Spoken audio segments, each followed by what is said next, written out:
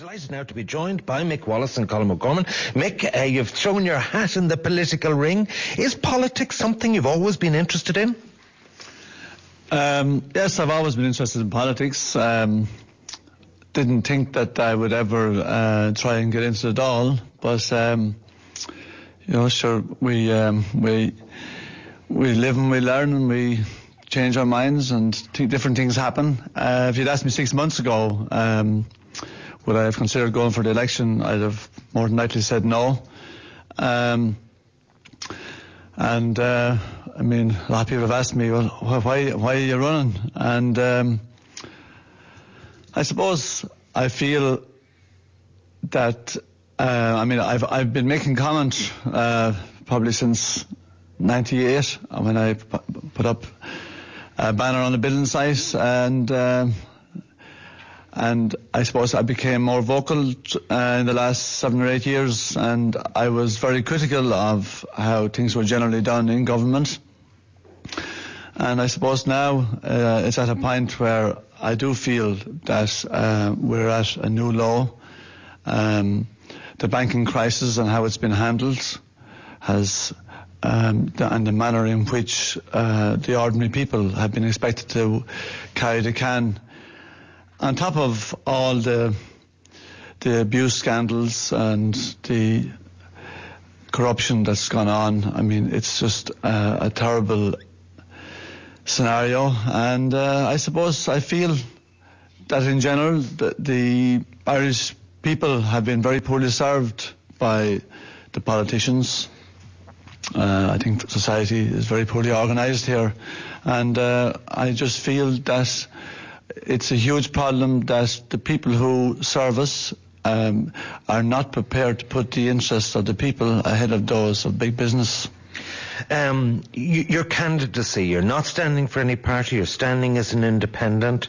What does a vote for Mick Wallace mean? I mean, is it a vote for Taoiseach for Enda Kenny, Micheál Martin, Eamon Gilmore? Which party would you be nearest to, or would you be nearer to Sinn Féin? What is your kind of policy stance? Would you have been part of the Democracy Now! Group?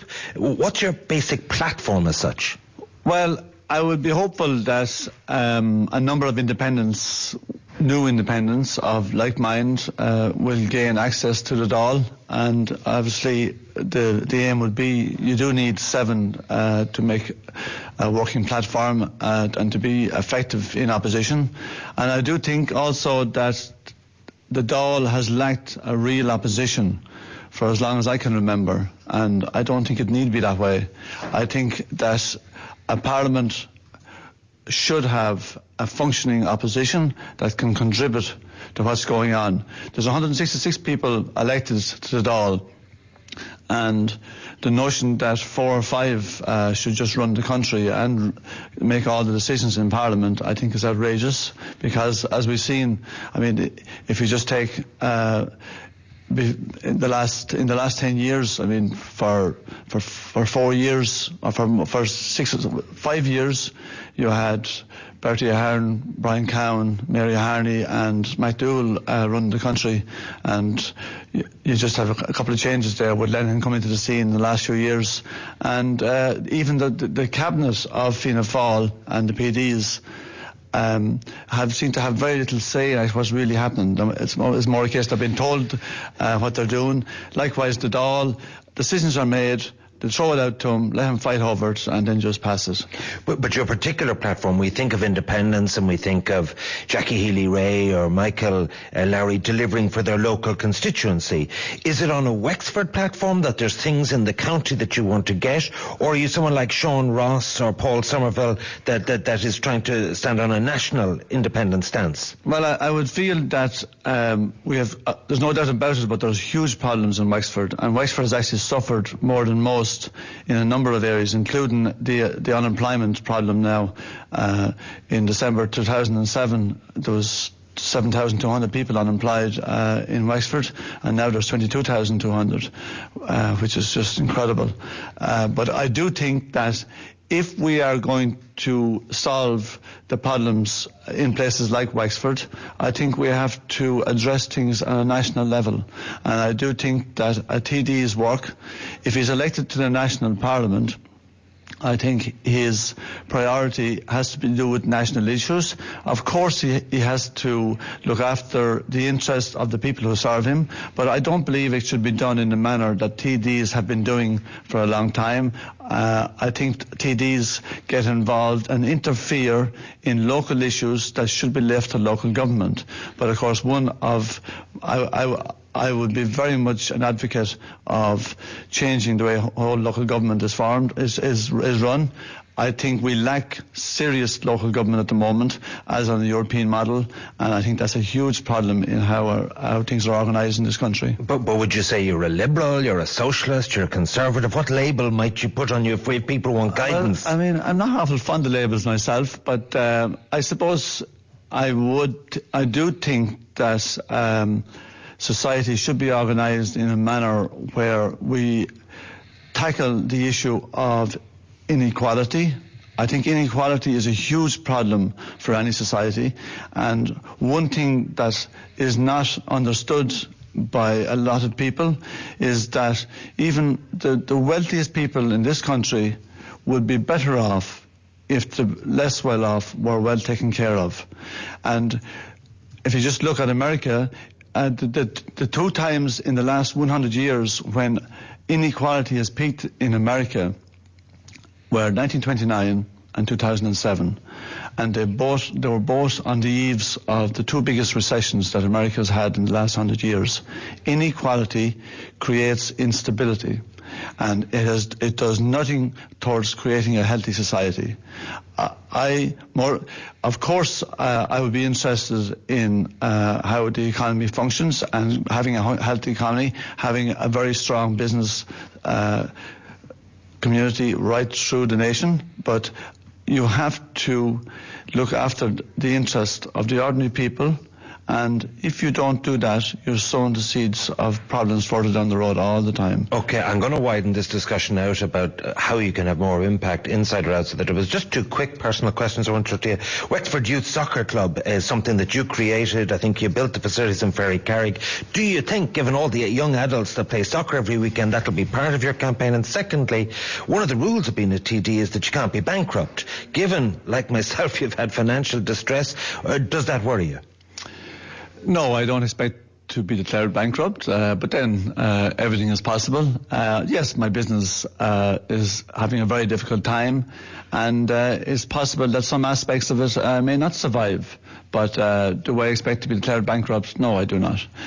With regard to the Wexford Youths, yes, it's. The Wexford Youths is very much a community project, a social project for the region, and I do think that it offers something that the kids didn't have before.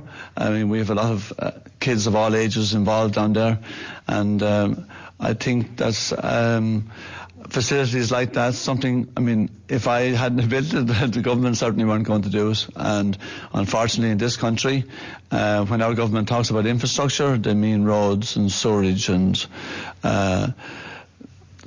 things of that nature. I mean, community projects, social projects really don't come in under that same umbrella, whereas if you were in a country like Italy, which has as much problems as anybody else too, but things like sports facilities and community centres, social centres are automatically come under the remit of local communes, local councils, and there's a much different approach than we have here.